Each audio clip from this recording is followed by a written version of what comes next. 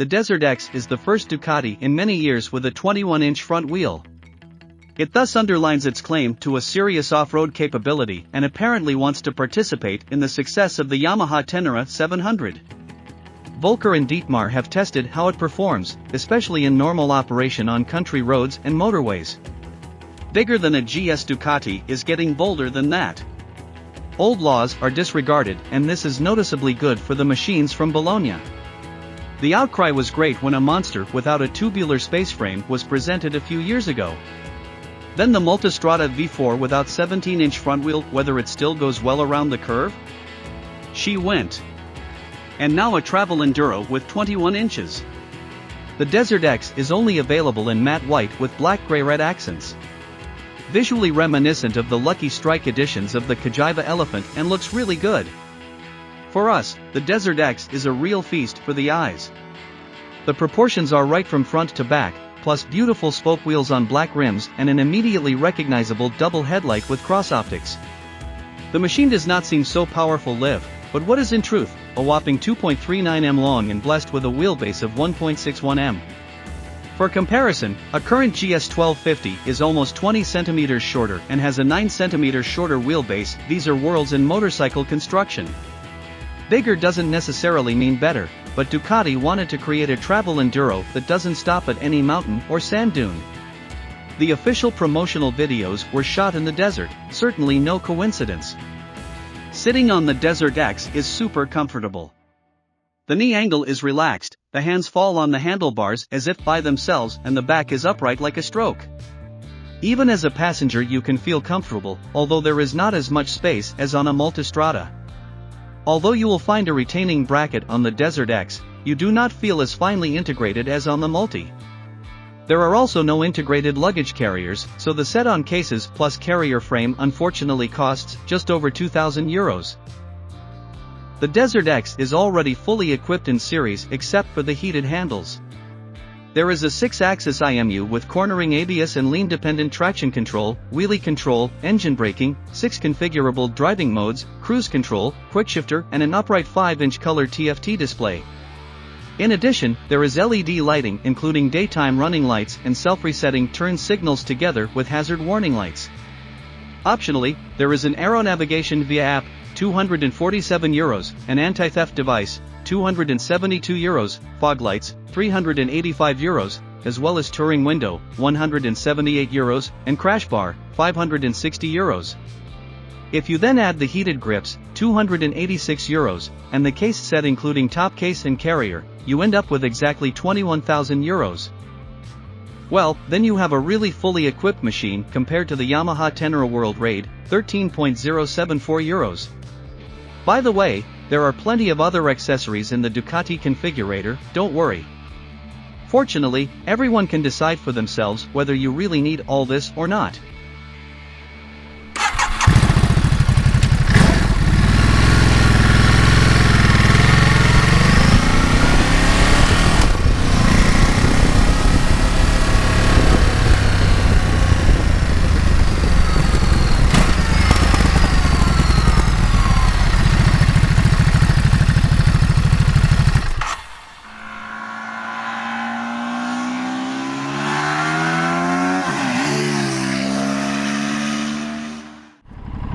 Drei, 2, 1, 0.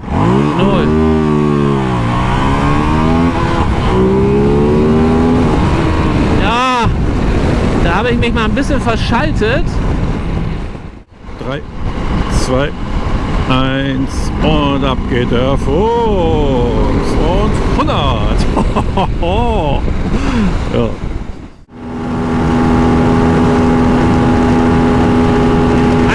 Da geht was. The stationary noise is 94 dBA, but sounds, as always with Ducati, louder. While driving, the DesertX spoils the driver with a beguiling intake sound. Not quite as concise as a KTM 1290 Super Duke R, but still palpable and audible. Only very few test riders will forget the first few meters on the DesertX. You sit so sovereign and stately on this horse that you do not want to descend again. It's also amazing how easy it is to stand up. Standing driving is one of the parade disciplines of the DesertX anyway. We didn't drive the sand dunes from the promotional video, but even when riding through our northern German fields we had a lot of fun. The machine does everything with the left, even when driving briskly, you don't feel unsafe off-road. The 223 kilograms weight, ready to drive, is a bit too much for real terrain gurus, but it is pleasantly stable on the road. The balanced riding geometry and the 21-inch front wheel bring a lot of calm into the beams, and the long spring travel of 230/220 mm results in an extremely comfortable ride. The fully adjustable Kayaba fork responds sensitively and gives good feedback. The also fully adjustable Kayaba monostrut is a bit firmer, but not uncomfortable.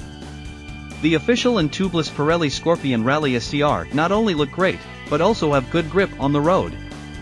Of course, you can't sweep around the corners like with a multi-1260 with 17-inch front wheel and road tires, but that's not what the DesertX is made for. The ride actually feels very similar to the Yamaha T7 World Raid, with the Duke of course having more pressure. The V2 goes well to the gas, is willing to rev, and at about 6,500 RPM there is an extra sip from the performance pull. We already know the engine abundantly, e.g. from the Supersport 950, the Monster, and from the V2 Multi, and he is simply a magnificent guy with manners and character in equal measure. Brembo's monoblock stoppers deserve special praise. Controllability, braking force, and bite are at an extremely high level. During emergency braking, the machine does not get out of the glue and remains stable until it comes to a standstill. Also on the highway, the DesertX is quite quiet.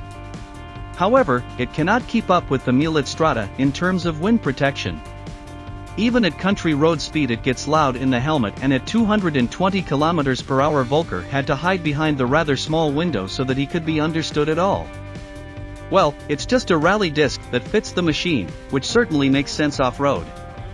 If you are more likely to be on the road, you should treat yourself to the larger touring window. We would also like to praise the warranty and service intervals.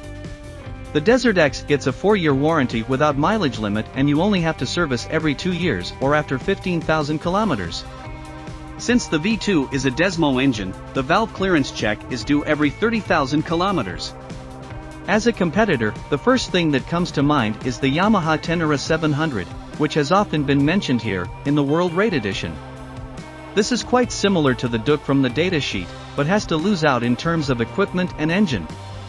Otherwise, there are now surprisingly many high-legged travel enduros with 21-inch front wheel, which we have all already tested and compare here. So all is well with the DesertX? In principle, yes, we didn't really find much to complain about. It is technically similarly well equipped as a current Multistrada V4, whereby this with radar-supported cruise control and blind spot assist certainly has one or the other race more up its sleeve, but is also €6,000 more expensive. Clearly, if you travel a lot on the road and in pairs and do not want to do without extras such as electronic suspension, keyless go, etc., you can use the Multi. If you prefer to travel alone and want to drive the Gaul across the field, take the DesertX. Conclusion: Ducati has achieved a great success with the DesertX. The machine can do a lot, but is not exactly a bargain. Whether so much technology has to be in an off-road travel enduro is certainly not without controversy.